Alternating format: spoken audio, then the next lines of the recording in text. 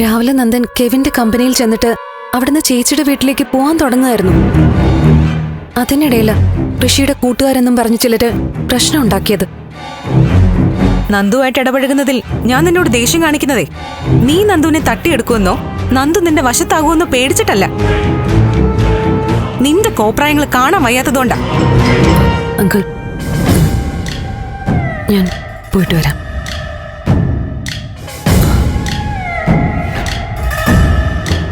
ഞാൻ ഇറങ്ങട്ടെ ദേവികെ.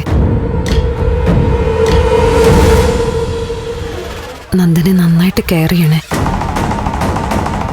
നാളെ ഞാൻ വരാം, വിളിച്ചാ മതി.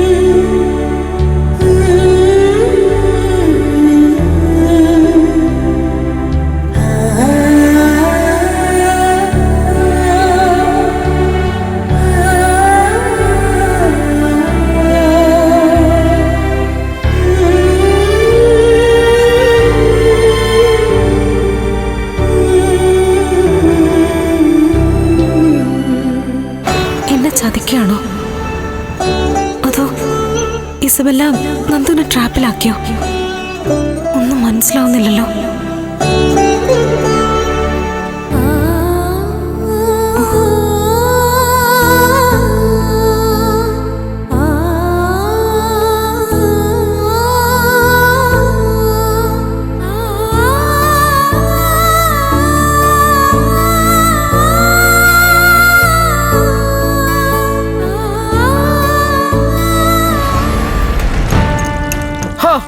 കൊറേ സ്ത്രീ സമത്വക്കാരിറങ്ങിയിട്ടുണ്ട്.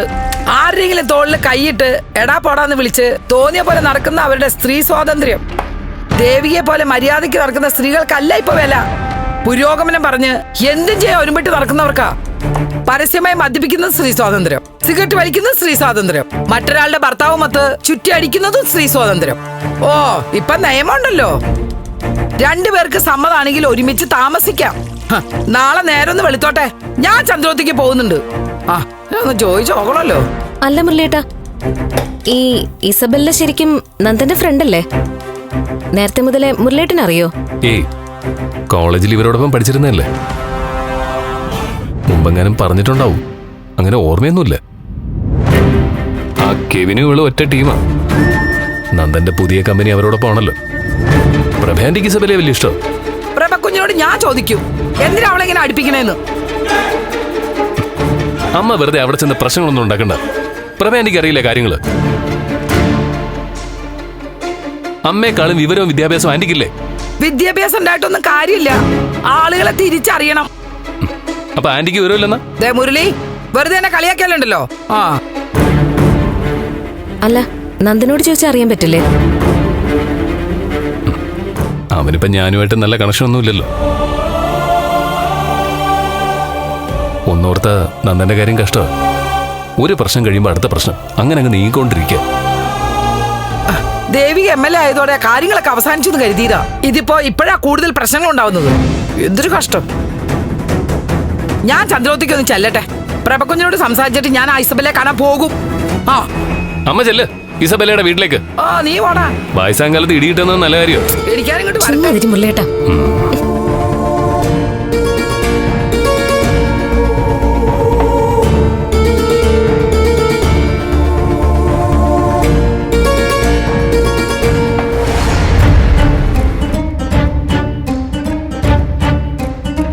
അല്ലടി, നീ വന്നിട്ടൊന്നും പറഞ്ഞില്ല.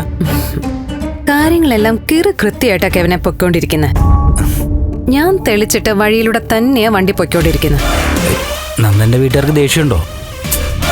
എടാ ഇതെന്ത് ചോദ്യാ? അവർക്ക് പിന്നെ ദേഷ്യം കാണാതിരിക്കോ? ഒരു പെണ്ണിനെയും ചേർത്ത് അപവാദം കേട്ട വീട്ടുകാർക്ക് സഹിക്കാൻ പറ്റുമോ? പക്ഷേ അവരുടെ ദേഷ്യം എന്നോടുള്ള സഹതാപമാക്കി മാറ്റുന്നിടത്ത എന്റെ വിജയം. ഞാൻ വിജയിച്ചു കഴിഞ്ഞു. എന്നെ കുറ്റപ്പെടുത്തിയ സിദ്ധാർത്ഥൻ അങ്കിളിന് ഇപ്പോ ഒടുക്കത്തെ കുറ്റബോധമായിരിക്കും. അല്ല, ദേവിക എന്ത് പറഞ്ഞു? കഥാനായികയ്ക്ക് കാര്യങ്ങൾ എങ്ങോട്ടാ പോകുന്നതെന്ന് ഒരു ചെറിയ സൂചന കിട്ടിയിട്ടുണ്ട്. അവളുടെ കണ്ണില് ഞാൻ പണ്ടേ കുഴപ്പക്കാരിയാ. ഇപ്പൊ ഞാൻ തനി വില്ലത്തിയായിട്ടുണ്ട്. പക്ഷെ അവൾ അറിയുന്നില്ല ഈ വില്ലത്തി വൈകാതെ നായികയാവാൻ പോകുന്നെന്ന്. അത് നടക്കുമല്ലോ. നടത്തും.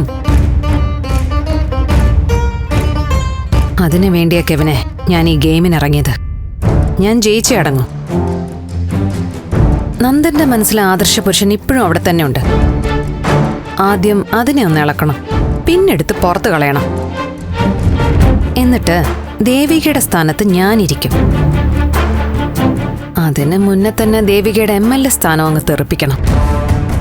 അല്ല, അവളെ കൊണ്ട് നമുക്കിനി ആവശ്യങ്ങളുള്ളതല്ലേ? അതൊക്കെ നേടിയെടുത്തതിന് ശേഷമേ നമ്മൾ അവളെ പുറത്താക്കുന്നുള്ളൂ. ആ പദവിയും കൂടെ പോയാ ദേവിക പിന്നെ പൂജ്യം, അങ്ങ് വട്ട പൂജ്യം. പിന്നെ ബെല്ലയുടെ സുവർണകാലം തുടങ്ങുക.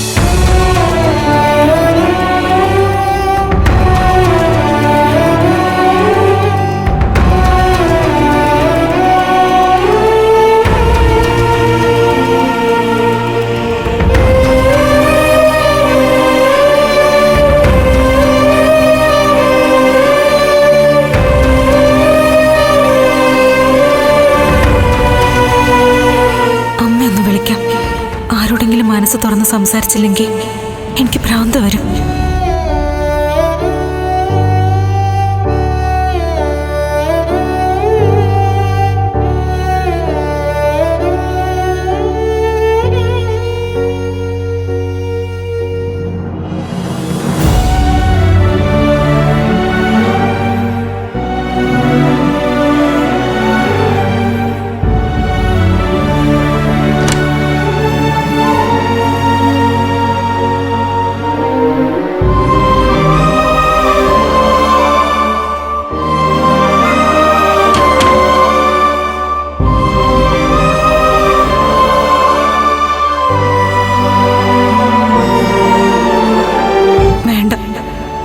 പാതിരാത്രിയില് അമ്മയുടെ ഉറക്കം കൂടി കളയണ്ട. എന്റെ വിഷമങ്ങൾ കേട്ട് ആ പാവങ്ങൾ വല്ലാതെ വിഷമിക്കും.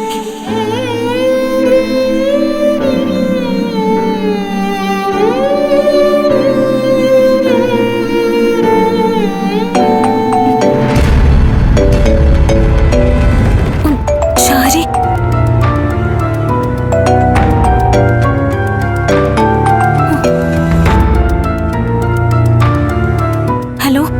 എന്തേച്ചി ഇതുവരെ ഉറങ്ങിയില്ലേ? അത് ഞാൻ. നീ ഉറങ്ങില്ലേ? ഇല്ല.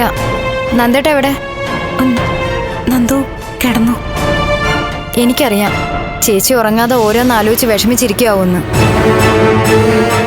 നന്ദേട്ട സുഖമായിട്ട് ഉറങ്ങുമായിരിക്കും അല്ലേ? നീ എന്തിനാ വിളിച്ചേ? ആരാ അവള്? എവിടെയാ അവള് താമസിക്കുന്നേ? ആര്? ആ ഇസബല്ല. ചേച്ചി പറ, ഞാൻ അങ്ങോട്ട് പോവാം. അവളോട് ഞാൻ ചോദിക്കാം. എടേ, സോഷ്യൽ മീഡിയയിൽ അങ്ങനെയൊക്കെ പലതും വരും, അതങ്ങ് വിട്ടേക്ക്. സോഷ്യൽ മീഡിയയിൽ വരുന്ന എല്ലാം സത്യമായിരിക്കില്ലെന്ന് എനിക്കും അറിയാം. പക്ഷെ ചേച്ചി അവളെ സൂക്ഷിക്കണം. ചേച്ചി അവള് ഞങ്ങളുടെ കൂടെ പഠിച്ചതാ. ഞങ്ങളെല്ലാരുമായിട്ടും നല്ല ഫ്രണ്ട്ഷിപ്പാ. ഒക്കെ ശരിയാ, പക്ഷെ ചേച്ചി ഒരു MLA യാ. വാർത്തകളും ചേച്ചി എങ്ങനെയാ ബാധിക്കുന്നെന്ന് അറിയില്ലേ? സ്വന്തം ജീവിതം വല്ലവനും കുത്തിന് പിടിക്കാൻ ഇട്ടുകൊടുത്തിട്ട് രാത്രി ഉറക്കമില്ലാതെ ഭർത്തൃ വീട്ടിൽ അങ്ങോട്ടും ഇങ്ങോട്ടും നടന്നിട്ട് ഒരു കാര്യമില്ല. നിലപാട് വേണം. അതിപ്പോ അച്ഛനമ്മമാരോടാണെങ്കിലും ഭർത്താവിനോടാണെങ്കിലും. നീ ഫോൺ വെച്ചേ. ക്ലാസ് എടുക്കാനാണോ നീ ഇപ്പൊ ഇങ്ങോട്ട് വിളിച്ചത്? പിന്നെ ക്ലാസ് എടുക്കാൻ പറ്റിയ സമയമാണല്ലോ ഇത്. ഇവിടെ അച്ഛനും അമ്മയൊക്കെ ആകെ വിഷമിച്ചിരിക്കുക. അവർക്ക് സംസാരിക്കണമെന്ന് ഞാൻ കൊടുക്കാം. ശരി, വേണ്ട, ഞാൻ പിന്നെ വിളിച്ചോളാം. മോളെ, അമ്മേ, എന്താ കിടന്നില്ലേ? ഞാൻ വിചാരിച്ചു ഉറങ്ങിയിട്ടുണ്ടാവുമെന്ന്. എങ്ങനെ ഉറങ്ങാനാ മോളെ? ഓരോന്ന് കേൾക്കുമ്പോ നെഞ്ചു പൊട്ടുക. ഈശ്വര, നന്ദനും ചേർത്ത് ഇങ്ങനെയൊക്കെയുള്ള വാർത്തകൾ വരുമെന്ന് സ്വപ്നത്തിൽ പോലും കരുതിയില്ല. അമ്മേ, ആൾക്കാർ ഓരോന്ന് പറഞ്ഞുണ്ടാക്കുന്നതാ. ഇതൊന്നും വിശ്വസിക്കണ്ട. ഞങ്ങള് വിശ്വസിക്കാതിരുന്നിട്ട് എന്ത് കാര്യാ മോളെ? മോളൊരു കാര്യം ചെയ്യ്, നന്ദനെ വിളിച്ചോണ്ട് ഇങ്ങോട്ട് വാ. കുറച്ച് ദിവസം ഇവിടെ താമസിക്കാം. അച്ഛാ, ഞാൻ കാരണം നിങ്ങൾ ഇങ്ങനെ വിഷമിക്കല്ലേ. അത് എനിക്കൊട്ടും സഹിക്കാൻ പറ്റുന്നില്ല. ഒരു പ്രശ്നവും ഇല്ലെന്നേ. ഒക്കെ ഞാൻ ശരിയാക്കിക്കോളാം. മോളെ, ആ ഋഷിയുടെ കൂട്ടുകാരൻ നന്ദനെ തല്ലി എന്ന് പറയുന്നു. മുറിവെന്തെങ്കിലും ഉണ്ടോ മോളെ? പോലീസിൽ അറിയിക്കണ്ടേ? അമ്മേ, വേണ്ടതുപോലെ ഞാനെല്ലാം ചെയ്തോളാം. നന്ദുന്റെ അച്ഛനും അമ്മയൊക്കെ എന്റെ കൂടെ തന്നെ ഉണ്ട്. നിങ്ങൾ സമാധാനായിട്ടിരിക്കും. മോളെ, നിനക്ക് മനപ്രയാസം വല്ലതും? പിന്നെ നന്ദു വിളിക്കുന്നുണ്ട്. ദാ വരുന്നു നന്ദു. വെക്കട്ടെ അമ്മേ. മോളെ, ശരി മോളെ.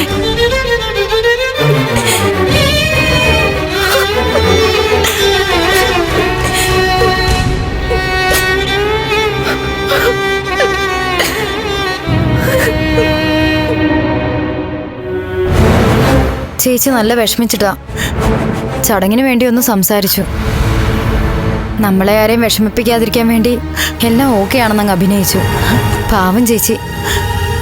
ആ ഇസബെല്ലയുടെ വീട് കണ്ടുപിടിച്ച് അങ്ങോട്ടേക്ക് പോയാലോന്ന് ഞാൻ ആലോചിക്കുന്നേ. പോകുന്നെങ്കിൽ ചന്ദ്രോത്തേക്കാ പോകണ്ടേ. ചെന്ന് നന്ദേട്ടനെ കാണണം. നന്ദേട്ടൻ പറയട്ടെ എന്തൊക്കെയാ നടക്കുന്നതെന്ന്. നന്ദൻ ഒരുപാട് മാറിപ്പോയി. എന്തായിരിക്കും കാരണം എന്ന് എത്ര ആലോചിച്ചിട്ടും പിടികിട്ടുന്നില്ല. ഇനിയിപ്പൊ ഈ കാരണം പറഞ്ഞ് നിങ്ങൾ ഉറക്കം ഒഴിച്ചിരിക്കണ്ട. പോയി കിടന്ന് ഉറങ്ങാൻ നോക്ക്. ഒന്നുമില്ലെങ്കിലും ഒരു MLA അല്ലേ, കുറച്ച് ധൈര്യം കൊടുത്ത് ഞാൻ ചേച്ചിയെ ഓക്കെ ആക്കിക്കോളാം. എന്തായാലും അധികം കഴിയുന്നതിന് മുന്നേ സത്യങ്ങളൊക്കെ പുറത്തു വരും.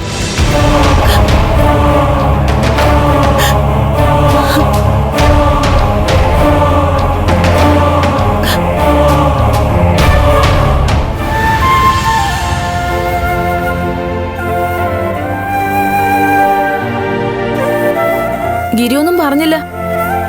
എനിക്ക് ചന്ദ്രോത്ത് പോണം. ദേവിയോട് നേരിട്ട് കാര്യങ്ങൾ ചോദിക്കണം. നമുക്ക് ഒരുമിച്ച് പോകാം ഗിരി. രജനി, ഞാൻ ഇന്നലെ പറഞ്ഞതാ, കഴിഞ്ഞ കാര്യം കഴിഞ്ഞു. ഇന്നലെ ദേവിക ആകെ അപ്സെറ്റ് ആയിരുന്നില്ലേ? മീഡിയയിൽ നന്ദനെ കുറിച്ച് വാർത്തകളും വന്നു. ആകെ തളർന്നു പോയിട്ടുണ്ടാവും. അതാ വരാൻ പറ്റാത്തത്. ഇനിയിപ്പോ ഒന്നും ചോദിക്കണ്ട. അത് മാത്രമല്ല, എനിക്ക് അത്യാവശ്യമായി ചില കാര്യങ്ങളും ചെയ്യാനുണ്ട്. ഗിരിയുടെ ഇന്നത്തെ കാര്യങ്ങളൊക്കെ എനിക്ക് വേണ്ടിയിട്ടൊന്ന് മാറ്റിവെക്കേ. എനിക്ക് ചന്ദ്രോത്ത് പോണം. ഈ ഒരു അവസ്ഥ ആയതുകൊണ്ടാ ഗിരിയോട് കൂടെ വരാൻ പറയുന്നേ. അല്ലെങ്കിൽ ഞാനൊരു ഓട്ടോ പിടിച്ചു പോയേനെ. രജനി, ദേവി ഇത് ഞാൻ പറയുന്നൊന്ന് മനസ്സിലാക്ക്. ഒന്നാമത് ഇതിപ്പോ മനസ്സൊക്കെ ഹാപ്പി ആയിരിക്കേണ്ട സമയമോ. നീ ഇവിടെ TV ഒക്കെ കണ്ട് അമ്മയോട് വർത്താനൊക്കെ പറഞ്ഞിരിക്കേ. ആവശ്യമില്ലാത്തപ്പോ യാത്ര ഒന്നും ചെയ്യണ്ട. പിന്നെ അവിടെ ചെന്ന് സംസാരമൊക്കെ ഉണ്ടായ അത് പ്രഗ്നൻസി പീരീഡിൽ അത്ര നല്ലതല്ല. ടെൻഷൻ ഒട്ടും പാടില്ല. ഞാനവിടെ വഴക്കൊന്നും ഉണ്ടാക്കില്ല ഗിരി. ആ, അതെനിക്കറിയാം. ഗിരി, എനിക്ക് ചന്ദ്രോത്ത് പോണം. ഞാൻ വഴക്കുണ്ടാക്കില്ലാന്ന്. നമ്മളായിട്ട് ഉണ്ടാക്കിയില്ലെങ്കിലും വഴക്കിൽ അത് ചെന്ന് അവസാനിക്കൂ, അതെനിക്കറിയാം. അമ്മ രജനി പറഞ്ഞൊന്ന് മനസ്സിലാക്കി. അവിടെ ചന്ദ്രോത്ത് പോകണമെന്ന് പറഞ്ഞ് വാശി പിടിച്ച് നിൽക്കുക. വേണ്ട മോളെ, ആദ്യത്തെ മാസങ്ങളിൽ നമ്മൾ വളരെ ശ്രദ്ധിക്കണം.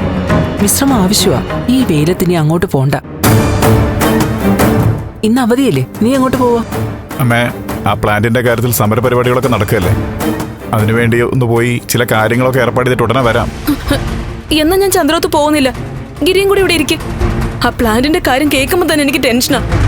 ആ KK നായർ നേരിട്ടും അല്ലാതെ ഭീഷണിപ്പെടുത്തുകയൊക്കെ ചെയ്തതല്ലേ? ഇനി അതിന്റെ പുറകെ പോണ്ട ഗിരി.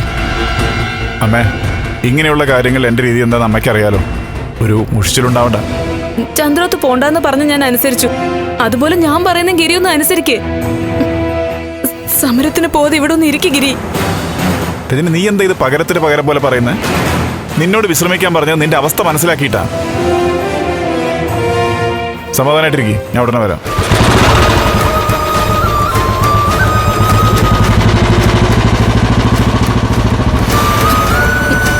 എല്ലാം കൊണ്ട് എനിക്ക് പേടിയാവും നമ്മെ. വിഷമിക്കാതെ അവ ഉടൻ വരും. മോള് വാ.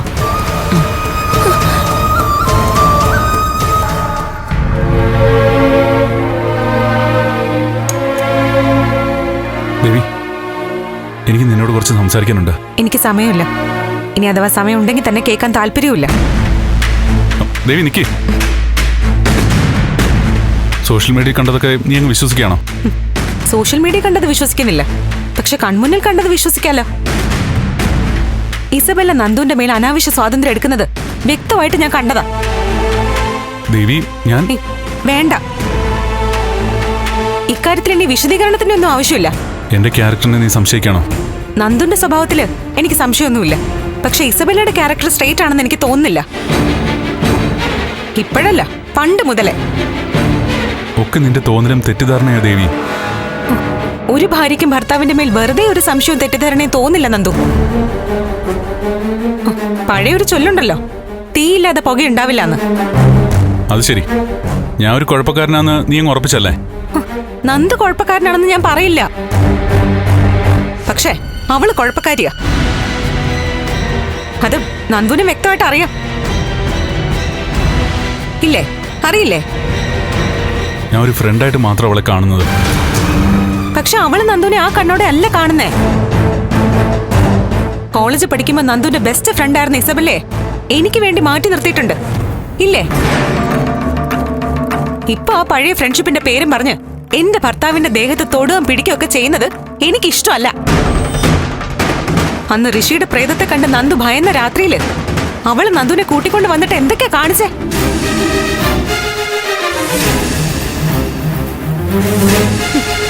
അതൊക്കെ ഓർത്തെടുക്കാൻ കഴിയുന്നുണ്ടോ? നന്ദുവിനെ താങ്ങി പിടിച്ച് കട്ടിലിൽ കൊണ്ട് കിടത്തി പരിചരിച്ചു, ആശ്വസിപ്പിച്ചു, ഒക്കെ എന്നെ കാണിക്കാൻ വേണ്ടിട്ടാ. ഇന്നലെ ഏതാണ്ട് അങ്ങനെയൊക്കെ തന്നെ ആയിരുന്നു. സത്യത്തിൽ നീ കരുതുന്ന പോലെ ഇതൊക്കെ മറ്റേതെങ്കിലും ഭാര്യമാർക്കൊക്കെ സഹിക്കാൻ പറ്റുമായിരിക്കും, പക്ഷെ എനിക്ക് പറ്റില്ല. ഭർത്താവ് ബോധമില്ലാത്ത നിലയിൽ കുടിച്ചിട്ട് വരുന്നത് തന്നെ ഒരു പെണ്ണിന് ഉൾക്കൊള്ളാൻ പറ്റില്ല. അപ്പൊ വെള്ളം അടിച്ച് മറ്റൊരു പെണ്ണിനൊപ്പം കയറി വന്നാലോ? മദ്യപിച്ചത് ന്യായീകരിക്കാൻ വേണ്ടി മരണപ്പെട്ടോന്ന് ഒരു ഉറപ്പില്ലാത്ത ഋഷിയെ കണ്ടെന്നൊക്കെ ചുമ്മാ കള്ളക്കഥ ഉണ്ടാക്കിയതായിട്ടാ എനിക്കിപ്പോ തോന്നുന്നേ. നിന്റെ മാനസിക നില എത്രയും പെട്ടെന്ന് ഒന്ന് പരിശോധിക്കണം. ആ, അത് വേണം. നന്ദു പറഞ്ഞില്ലെങ്കിലും ഒരു ഡോക്ടർ കാണാൻ ഉറപ്പിച്ച് തന്നെയാ ഞാൻ ഇരിക്കുന്നേ. അല്ലെങ്കിൽ എനിക്ക് ചിലപ്പോ മുഴുവൻ ഭ്രാന്ത് വരും.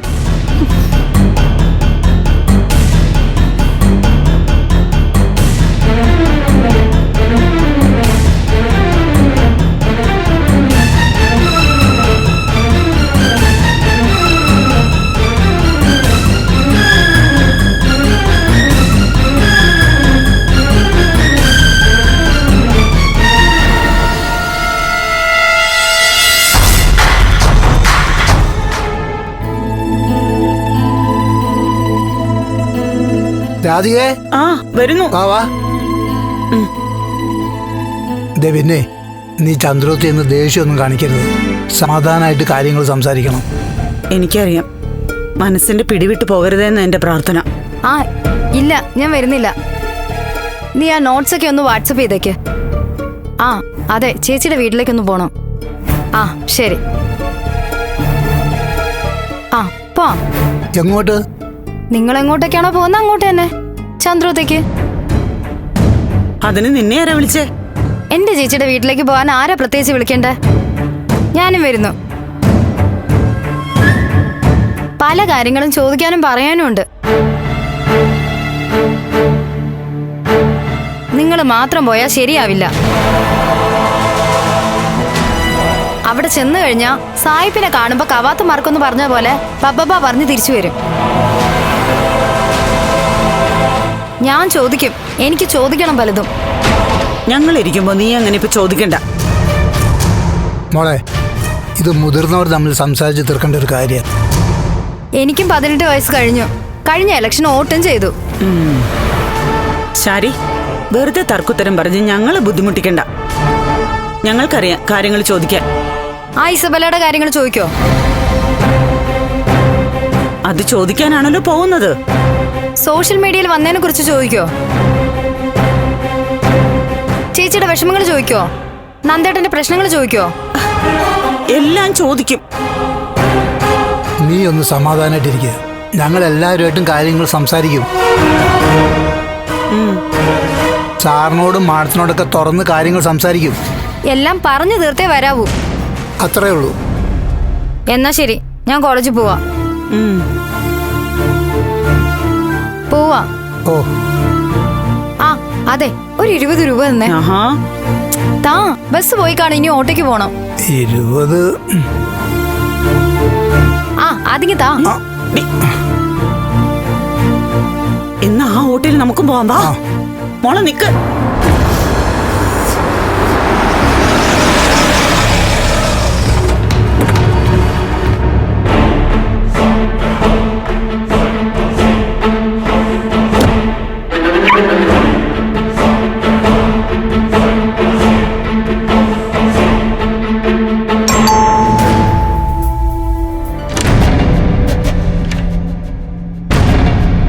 Good morning madam. മോർണിംഗ്. ആരാ? എന്നെ മനസ്സിലായില്ലേ? ഞാൻ ഋഷിയെ കാണാൻ വന്നതാണ്.